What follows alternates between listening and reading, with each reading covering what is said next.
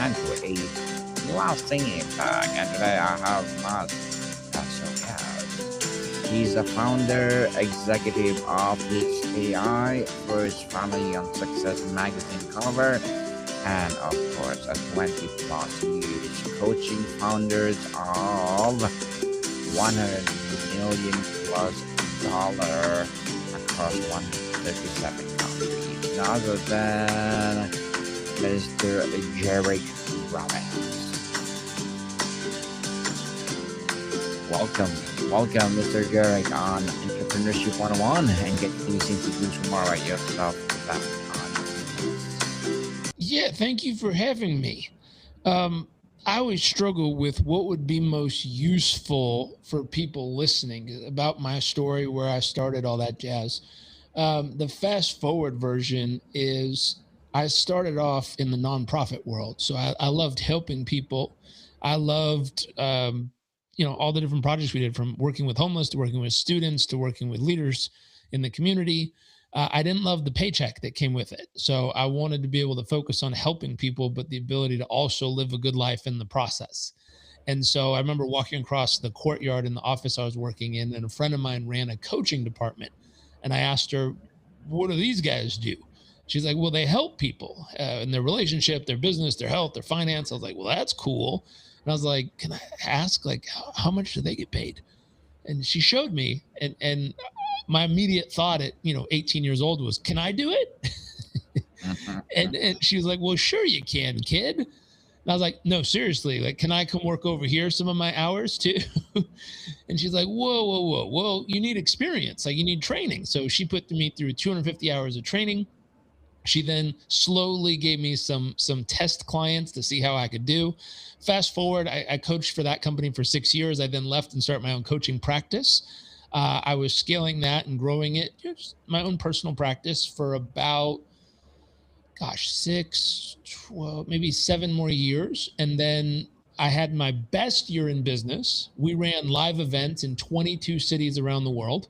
So we were in Australia, we were in Europe, we were in Asia, we were in Central and South America, we were in North America. And I got done at the end of the year, and I came and sat with my accountant, and he said, how do you think you did? I said, well, clearly we did more events in more cities. We helped more people. It was the best year ever. And he looked at me, and I'll use his voice. He went, no, no, you don't know how to read these, do you? And I said, excuse me? I said, look at the top line revenue. We killed it. Like, I'm what, 24, 25 years old. We have 7 figures. This is a big deal for me. I'm so excited. And he goes, oh no, you don't know. Yeah, you should probably take a course on business finance, huh? And I was so frustrated. And I was frustrated because it was working, but it wasn't working. He insult. I felt like it was an insult. He said, you would have made more money if you worked at McDonald's. I was like, this guy's rude. He's like, you paid $30,000 to work all year. I was like, what? He's like, yeah, you paid to go to work. That's very silly. And I was so frustrated. So fast forward, I met my business mentor about 12 years ago now. And I was horrible at math as a kid, but he helped me fall in love with math, and then accounting, and then finance. And, he helped me turn a few dials in my business so that I went from losing 30,000 to, making more profit per month than I ever made in a year very quickly. And fast forward, I mentored with him for about 6 years before he said, hey, go help other businesses do what I've shown you how to do. So he kind of pushed me out of the nest and told me to go fly. And so I started helping business owners through consulting and coaching. Fast forward, about maybe a year ago or two, this AI stuff kept getting louder and louder and louder. And everyone's like, you got to be using AI. Are you on it? And so my wife and I, who were business partners and lovers and parents, and we started toying around with it. And about 8 months ago, I went all in on it and started building business infrastructure, that our main focus right now is taking a business owner and finding what's the one bottleneck of repetitive work they do that eats up 15 to 25 hours a week, and can we replace it 100% with AI? And so far, touch wood, we've been able to successfully do that. And so if we can get you back 15 to 25 hours of work and it's still completed, what's that worth to you? And our goal is to charge significantly less than what it's actually worth and give them back their time. My heart says give them back their time so they can go spend it with the ones they love. They can go hang out with their daughter and see her recital. They can go to their son's baseball game. They can actually go live life instead of being chained to a desk all the time.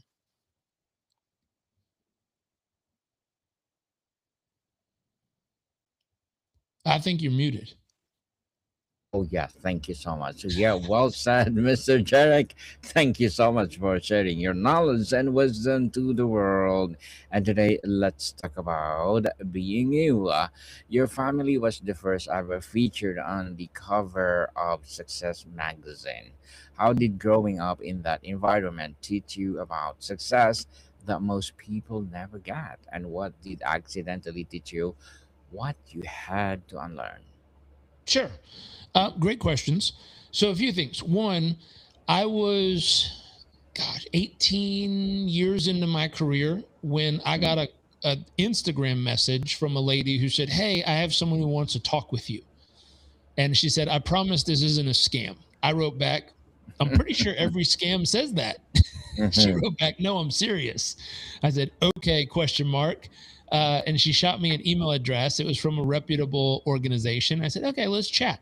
I talked with her and she said, "Hey, we're wondering if you want to be the president of Success Enterprises." I said, "What's that?" It's a 125-year-old magazine, website, success.com.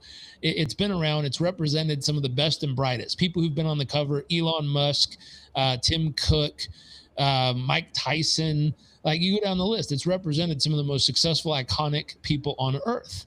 And one thing that I noticed while I was there is in 125 years of publication representing some of the biggest brands on earth, there was never once a family on the cover.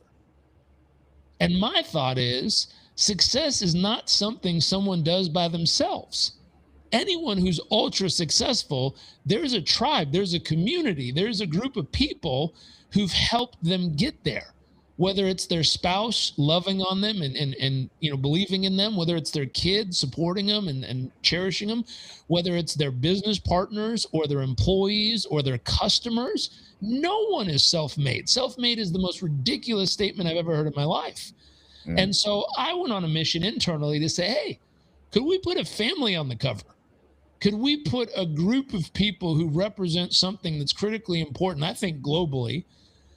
And can we celebrate the fact that success can also be a family, not just an individual wearing a suit calling themselves self-made? And it was an uphill battle. My whole team didn't love the concept. They said it looks like a parenthood magazine. This looks silly. I don't know if we should do it. I don't think it's going to work. I was like, wow, this is harsh, but true of how the world feels about the concept. And so I pushed hard for it and I fought for it. And part of the work I did with them, I helped grow their coaching department by 300%. I helped get a piece of the company profitable within 8 months. So I did good work for them. And as a thank you, they agreed to allow my family to be on the cover, representing something I think is critically important. So growing up in the environment where everyone's focused on scaling, I have a father who goes after these incredibly large goals. Right now, he has a personal project where he said, I'm going to feed 1 million people, and he did it. Then he said, I'm going to feed 1 billion people, and everyone said he was nuts, and he did it. He gave himself 10 years to do it, and he did it in 8. Then he said, you know what? I'm going to go big. 1 billion wasn't enough. I'm going to feed 100 billion people. And everyone's like, are you crazy? And he's 2 years into the project, and they've provided commitments for up to 62 billion meals so far. They're partnering with countries all over the world and they're providing meals to people who need it most in a time like this when the world's being chaotic. Unbelievable.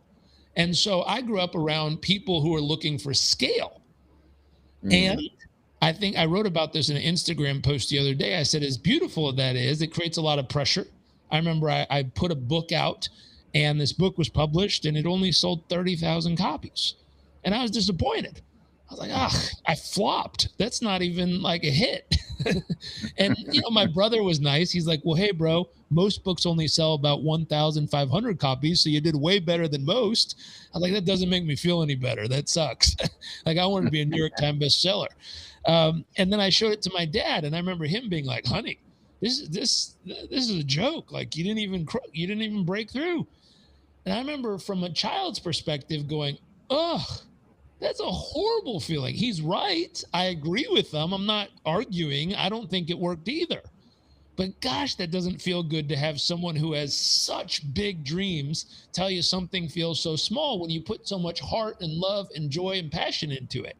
But here's what happened that was different. I remember months into it, I got a letter in the mail from an airman, a armed forces, Air Force lady.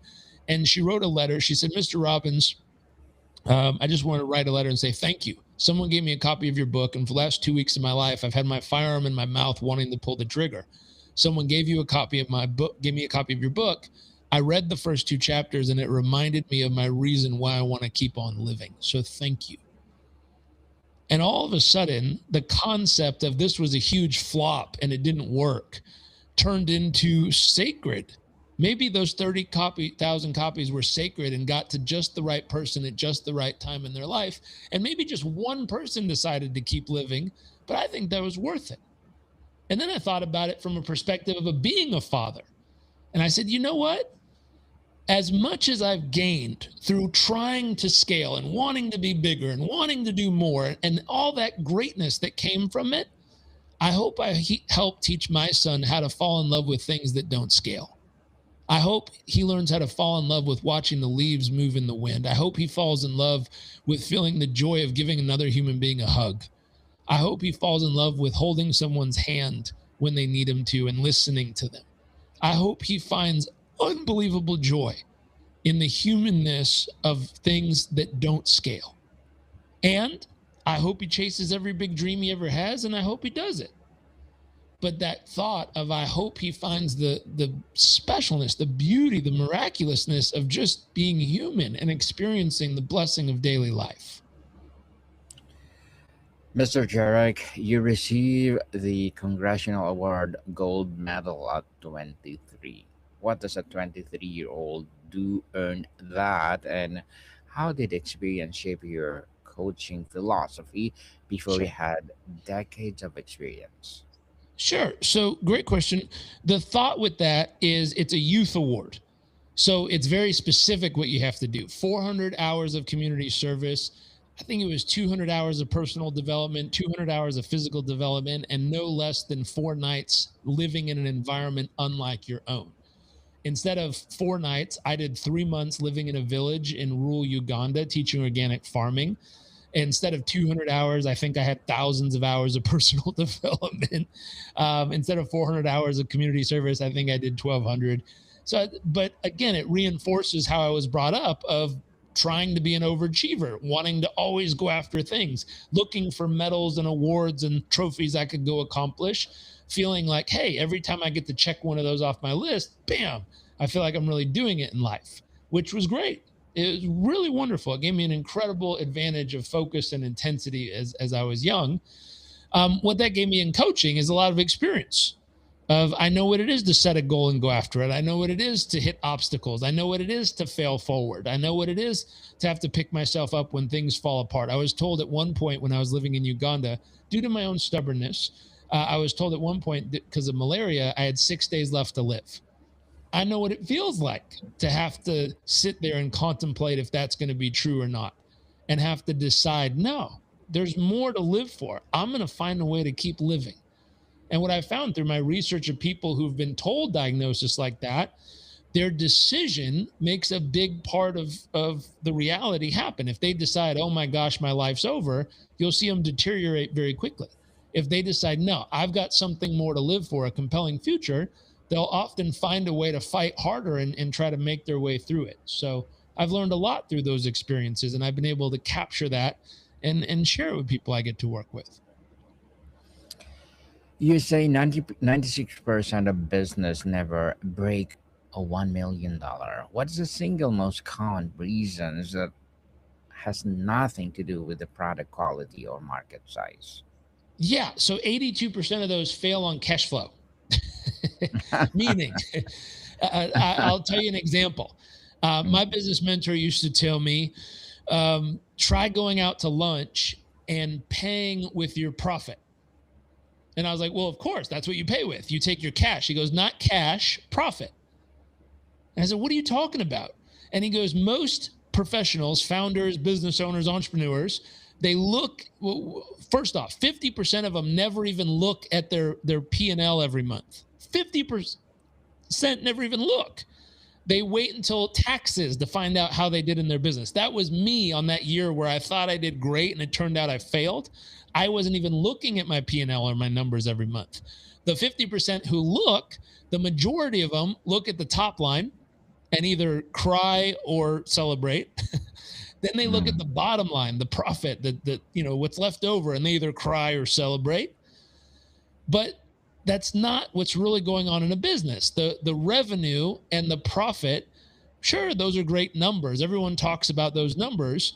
But what you really want to know is how much free cash flow is this business producing? Because you can't pay for lunch with profit. You can pay with cash. You can't pay with profit. I was talking to a dentist from Paris. He's a client of mine. He has 3 locations of dental offices in Paris. He said, Jairek, we've got a ton of revenue. We've got a ton of profit. Why is my cash so tight? And so we jumped into the platform and we pulled up his CFO. We downloaded with one button his QuickBooks files, and we had to analyze his cash conversion cycle. How well is he able to convert profit into cash? And it turns out over the last couple of months, there was a glitch. There was a wrench that got caught in the gears that was slowing down his ability to turn profit into cash. They had plenty of profit, but he was starting to get thin on cash, which is a problem. And here's something to write down. Cash is oxygen to a business. If your business runs out of cash, your business is dead. It's oxygen. And so his business, even though he's making millions of revenue, he has millions of profit, he's starting to run low on oxygen. And what's wild are the businesses that have million in revenue, millions in profit, and they go bankrupt. Because everyone's like, what in the world happened? They were blind to their cash conversion cycle. They had plenty of profit, but they weren't able to turn their accounts receivable into actual cash. And so we see this stuff all the time. And remember, 82% of those businesses that fail, the 96% that never make it to the million, 82% of those fail because cash flow is their number one issue.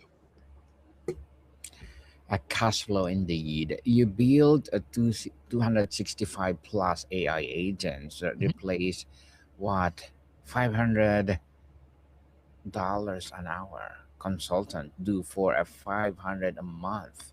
Yeah. What is the one consulting function that the AI still cannot do well, and you're not pretending it can?